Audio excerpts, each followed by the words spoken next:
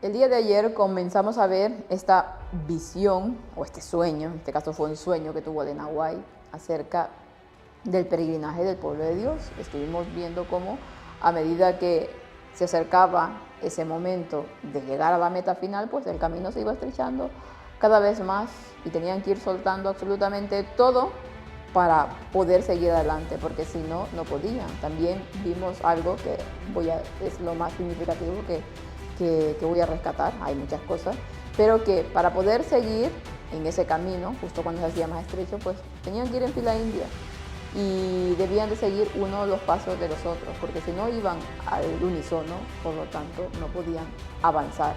Y lógicamente muchos en cada cambio de tramo que hacían, pues iban quedando atrás. El día de hoy está pasando lo mismo con el pueblo de Dios, lamentablemente. Pero el Señor nos ha dado una tarea a la cual debemos de seguir haciendo de frente y yendo por este camino que, a pesar de que se hace cada vez más complicado, el Señor nos sigue sosteniendo. El día de hoy, la segunda parte de este sueño revelador. Bienvenidos.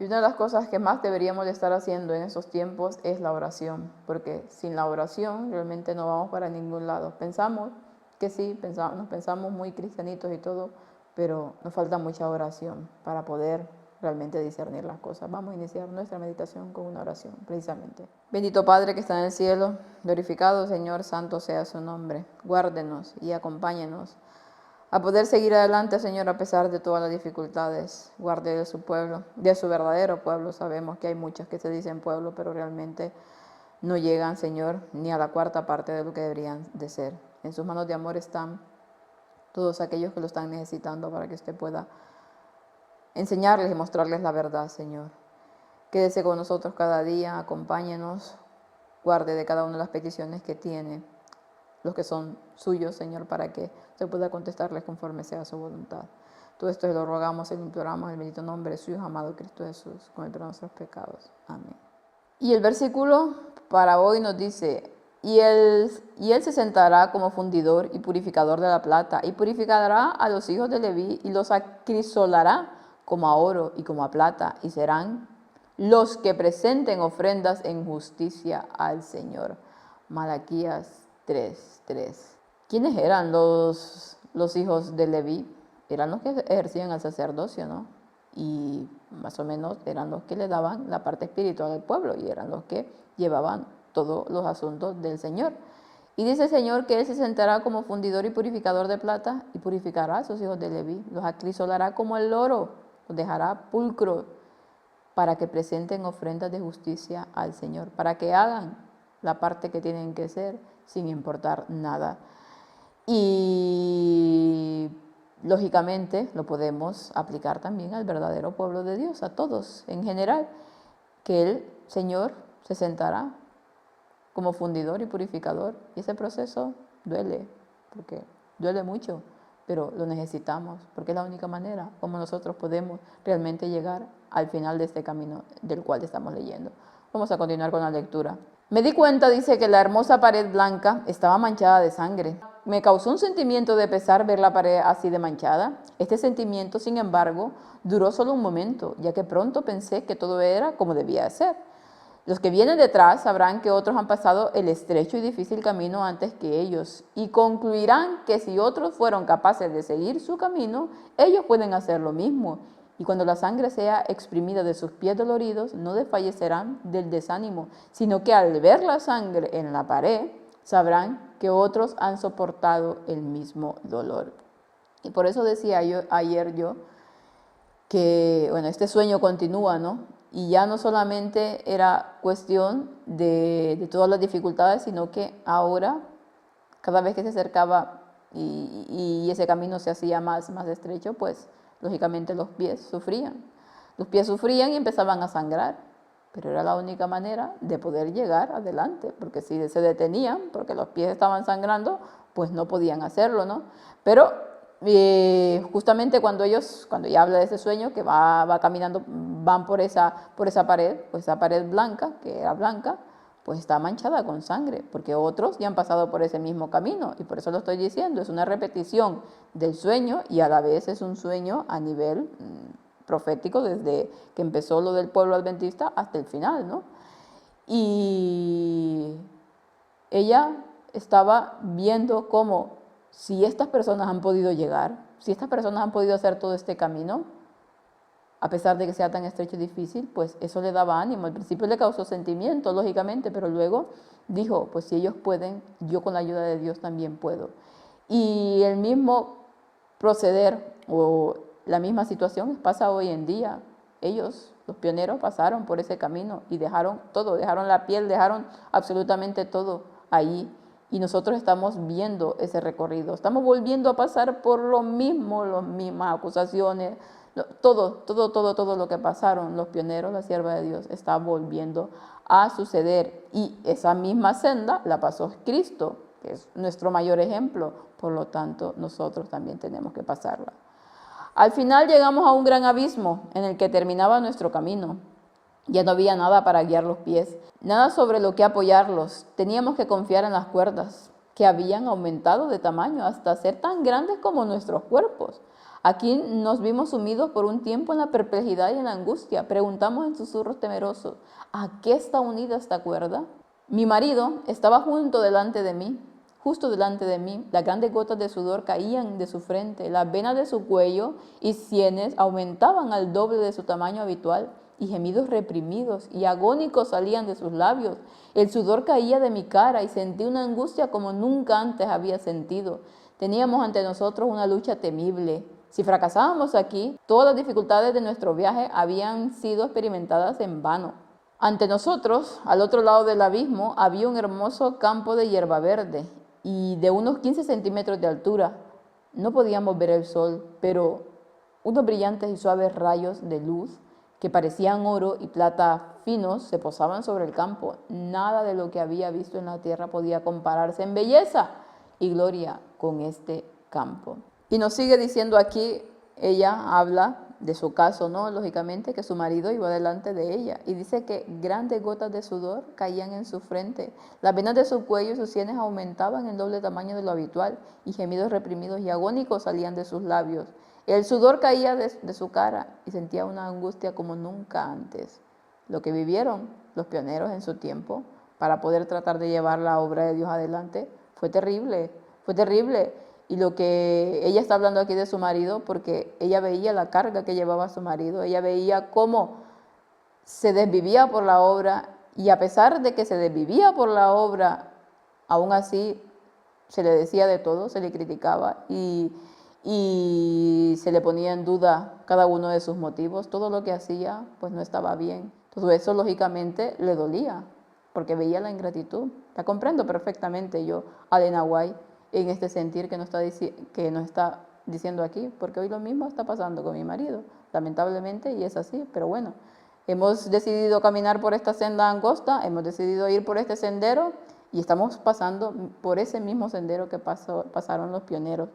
Y un tiempo de angustia, también aquí podemos sacar e interpretar que ese tiempo de angustia que está hablando aquí también es el tiempo en el cual nosotros tenemos que pasar en un futuro, esa persecución, ese tiempo en el que no nos quedará otra que seguir sin intercesor, pero a pesar de todo ello, ese intercesor estará ayudándonos. Y que ya queda muy poco tiempo para poder ir a esa tierra nueva, que es lo que aquí está describiendo, justamente en lo que sigue en lo que hemos leído aquí. Por lo tanto, a pesar de las dificultades del viaje, no hagamos que todo lo que hayamos caminado anteriormente sea en vano. Sigamos adelante porque el Señor nos da la fuerza para poder hacerlo. Pero ¿podríamos llegar a Él? Era la ansiosa pregunta. Si la cuerda se rompía, pereceríamos nuevamente. En un susurro de angustia se pronunciaron las palabras ¿Qué sostiene esta cuerda? Por un momento dudamos en aventurarnos, luego exclamamos, nuestra única esperanza es confiar totalmente en la cuerda. Ha sido nuestra dependencia durante todo el difícil camino. No nos fallará ahora. Seguimos dudando y angustiados, entonces pronunciaron las palabras.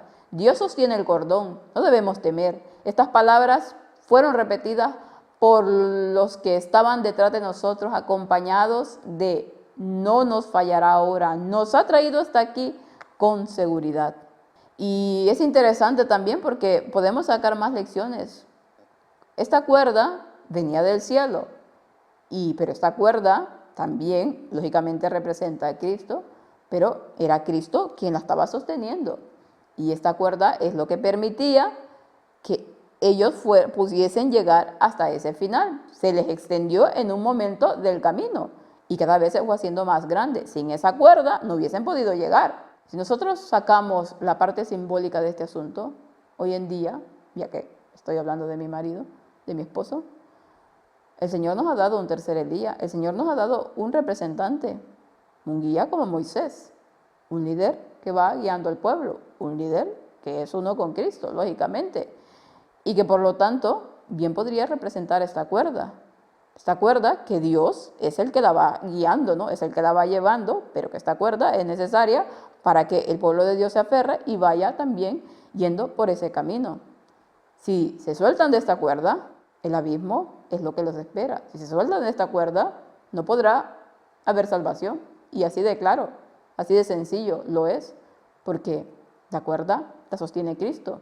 Es Él quien la ha dado, ¿no? Por lo tanto, debemos de hacer lo que Dios dice, lógicamente. Y nos habla aquí luego de que estas palabras fueron repetidas a los que estaban detrás de nosotros, acompañados de no nos fallará ahora, nos ha traído aquí con seguridad y nos llevará hasta el final. No nos va a fallar el Señor, de ninguna manera, por muy difícil que todo se ponga. El Señor nos ha dicho que Él está con nosotros, que es nuestra única esperanza, que podemos confiar totalmente en la cuerda, porque Él es quien la guía. Mi marido se balanceó entonces sobre el temible abismo hacia el hermoso campo que había más allá. Yo le seguí inmediatamente. Qué sensación de alivio y gratitud a Dios sentimos. Oí voces que alzaban en una alabanza triunfal a Dios. Era feliz, perfectamente feliz. Me desperté y descubrí que, debido a la ansiedad que había experimentado al pasar por la difícil ruta, cada nervio de mi ser parecía estar temblando. Este sueño no necesita ser comentado. Causó tal impresión en mi mente que probablemente cada elemento de él estará vivo ante mí mientras dure mi memoria. Luego nos termina diciendo que su marido se balanceó entonces sobre el temible abismo hacia el hermoso campo. Había acabado el camino, tal y como lo acabó en ese momento, hablando de él particularmente, y ella, cuando murieron en Cristo y descansan, para cuando Cristo venga por segunda vez. Y ella dice, le siguió inmediatamente. Su marido fue el primero que murió antes que ella, por lo tanto, podríase decir que llegó antes el camino, simbólicamente, ¿no? Lógico, y luego ella le siguió. Y una sensación de alivio y gratitud a Dios. Habían hecho lo que tenían que hacer, a pesar de todo lo que pudiesen haber vivido, a pesar de todas las duras pruebas que vivieron y todas las trabas que le ponían, habían hecho lo que Dios les había dicho y eran perfectamente felices por hacer la voluntad de Dios.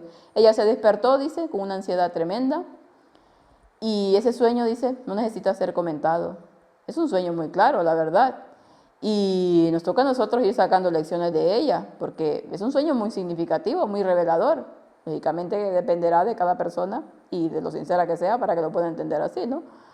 Causó tal impresión en su mente, dice, que probablemente cada elemento de él estará vívido ante mí mientras dure mi memoria. Mientras ella estuviera vivo, lo tuvo muy presente este sueño. No comentó muchas cosas, porque a lo mejor no necesitaba comentarla en ese momento, no era el tiempo, pero hoy en día podemos sacar lecciones muy significativas de este impresionante sueño. Que el Señor nos ayude, porque estamos viviendo el tiempo del fin. El juicio de Dios ha empezado, el juicio sobre los vivos ha empezado, sobre la casa de Dios primero.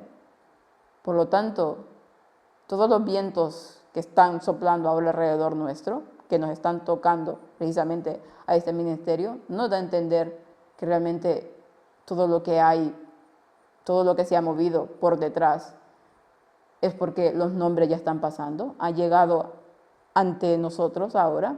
¿No nos haría temblar eso? De que en lugar de estar con tonterías, porque una y mil tonterías, debemos de estar poniendo nuestras barbas en remojo, debemos de estar de rodillas implorando al Señor que vaya cambiando todas aquellas cosas de nuestro corazón que realmente no nos permiten ver las cosas bien. Meditemos en ello, porque nos dice aquí que a cada cambio que había, muchos iban quedando atrás. Ojalá que no seamos nosotros los que vayamos quedando atrás y vayamos rechazando a esa cuerda que el Señor nos ha dado, vayamos rechazando en definitiva a Dios. Que el Señor los pueda bendecir y que puedan pasar un feliz resto del día.